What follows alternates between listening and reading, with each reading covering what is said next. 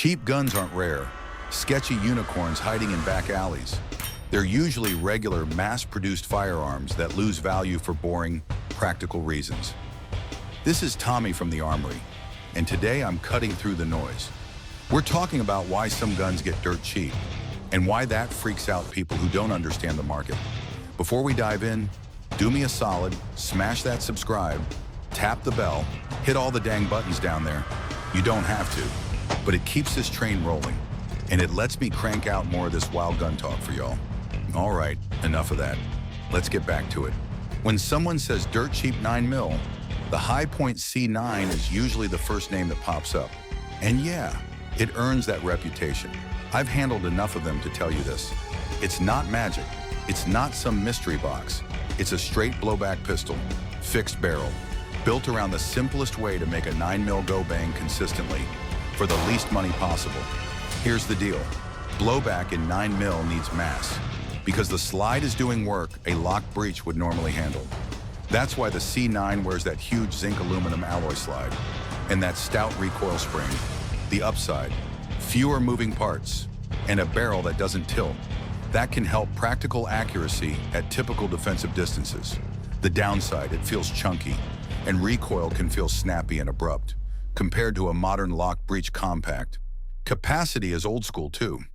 Usually an 8-round single-stack magazine, so nobody's confusing it with a modern high-cap carry piece. Most of the High Point is unreliable talk. That's internet groupthink mixed with bad setups. These guns often run fine on full-power ball ammo, but some examples get picky with certain hollow points, especially if the magazine is worn, feed lips are tweaked, or the gun is bone dry. And blowback pistols don't tolerate limp wristing like people think. A loose grip can turn a marginal mag into a jam factory when folks actually keep it cleaned, lightly lubed, and use decent mags. Plenty of C9s keep chugging along, even if the trigger feels mushy, and the slide feels like it was carved out of a truck part. It stays cheap because it's heavy to ship, ugly to resell, and nobody's flexing one on range day. That same simple, works, costs less mindset shows up again once we talk about budget pump shotguns. The Mossberg Maverick 88 is what happens when a company takes a proven pump design and strips it down to what actually matters. I've always looked at it like this. It's the work truck version of a Mossberg 500. Same general layout, same pump shotgun logic, just built to hit a price tag regular people can stomach. Mechanically, you're still getting a real pump, with dual action bars, so the foreign doesn't bind like some bargain pumps do. The receiver is aluminum alloy, like the 500, and lockup happens at the bolt into the barrel extension, so you're not relying on the receiver to take that beating. Most of them ship as 5+1 capacity in 12 gauge, and the security versions commonly come in 18.5 inch, with longer mag options depending on the exact setup. It's simple, serviceable, and boring in the best way. The cheap part comes from choices you notice fast. The safety is a cross bolt behind the trigger instead of the Mossberg Tang safety, and the finish and furniture are basic. A lot of these are built with a mix of US assembly and Mexican-made components. That keeps costs down without turning it into a mystery gun. Parts compatibility is decent in the Mossberg ecosystem, but it's not one-to-one with every 500 part. Especially once you start talking barrels and magazine tube setups. Where the Maverick makes sense is the same place every cheap gun makes sense. It's common, it's proven, and the used market is flooded with them. That flooded with them theme keeps showing up once we get into budget 22 cal rifles, like the Rossi RS22. The Rossi RS22 sits in that zone where 22 cal rifles get so common, the market treats them like appliances. Every time I walk into a shop, there's some budget semi-auto rimfire on the rack, because the 22 long rifle is the default cartridge for training, plinking, and keep it behind the truck seat duty for a lot of folks. Mechanically, the RS22 is straight blowback. That's about as simple as it gets in rimfire land. Most packages ship with an 18-inch barrel, a detachable 10-round magazine, and the whole thing stays light because it runs a polymer stock and keeps the metal where it needs to be. Many are set up with a rail or scope mounting option, because nobody wants to fight tiny irons forever, especially when 22 cal is all about cheap reps. The part people miss is ammo sensitivity. Rimfire ignition is less consistent than centerfire, And bulk pack ammo varies. So the same rifle can run smooth on one load and get cranky on another. When mine starts acting up, the fix is usually boring. Clean the chamber, scrub the feed area, and check that the magazine lips aren't bent. Weak ejection and failures to feed are often just carbon and bullet lube buildup. The RS22 stays dirt cheap because there are tons of alternatives and tons of used ones floating around. Not because it's disposable. That same simple, old-school energy shows up when you step over to a single-action .22 revolver. Like the next gun on my list, Heritage Rough Rider. Single-action .22 revolvers stay cheap because the design is simple, and the job is basic. Slow down, line up sights, press the trigger, repeat. The Heritage Rough Rider lives right in that lane. And yeah, it feels old school on purpose. Loading gate on the side, ejector rod for kicking empties out one by one, and a cylinder you index as you go. No speed, no flex, just reps. What makes the Rough Rider a budget king is how it's built. Most of them use an aluminum alloy frame with a steel barrel and a steel cylinder. That keeps weight down, and it keeps cost down. Many models are 6-shot and .22 long rifle, and a lot of the popular ones are convertible. You get an extra .22 WMR cylinder, which is honestly a solid value if you actually plan to shoot Magnum. Sight setups are usually basic and fixed, though some versions do come with adjustable sights depending on the exact trim. The safety setup is also why this one gets talked about so much. Plenty of Rough Riders include a manual thumb safety. That's not normal on classic single-action revolvers. And it's there because this gun gets bought by first-timers. And plinkers, who want an extra layer of don't do something dumb. Trigger feel is typically crisp enough for slow fire, and accuracy is usually more about ammo choice and how clean the cylinder face and forcing cones stay after a long-range day.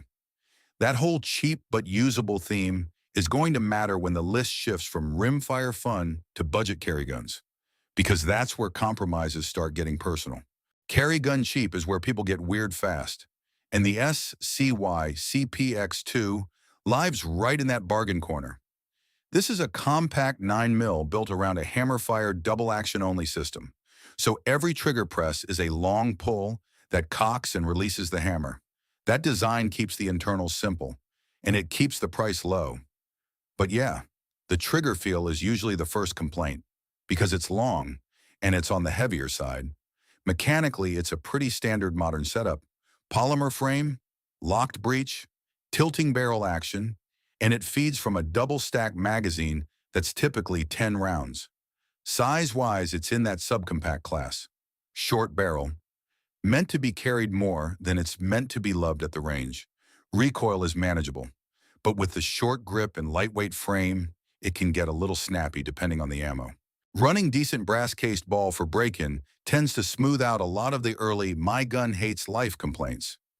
The reason it stays dirt cheap is reputation and ergonomics. Early runs had enough reports of feeding and extraction issues that the brand caught a permanent side-eye, even though later production improved. Add the fact the trigger isn't everyone's idea of a good time. The finish is basic, the sights are nothing fancy, and resale value stays in the basement. The upside is SCY has been known for a strong warranty, so a lot of owners lean on that when something acts up. That whole budget carry pistol lane gets a lot more interesting when the badge on the slide has real mainstream weight, which is why the Ruger EC9S ends up surprising people. The Ruger EC9S is one of those pistols that ends up cheap because it got shoved into the shadow of newer microcompacts. Not because it's some off-brand gamble. Mine has always felt like Ruger took a proven slim 9mm layout and shaved cost in spots that don't change whether the gun cycles or not. That's why you'll see these priced low, especially used, even though the name on the slide carries real weight. Specs-wise, you're talking a single-stack striker-fired 9mm, locked breech, tilting barrel, barrel right around the 3-inch range, and a magazine that's typically 7 rounds.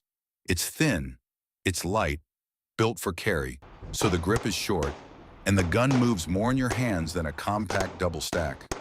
Recoil is still very manageable with standard pressure, 115 or 124 grain loads. But the snappiness is real if you start pushing hotter ammo all day.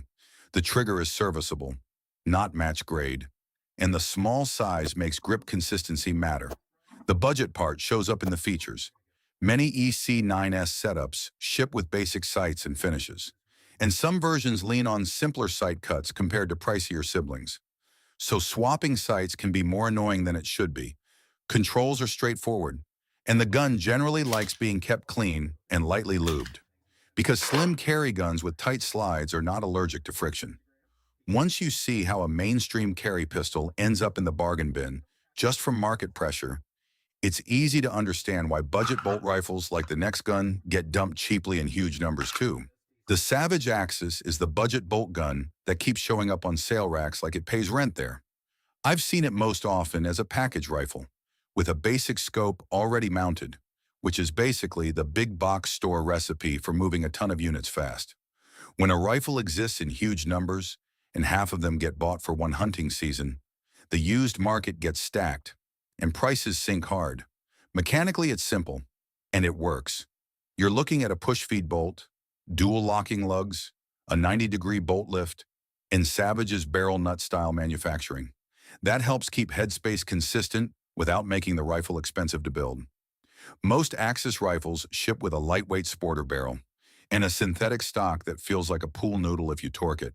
But the action and barrel are usually the real story anyway.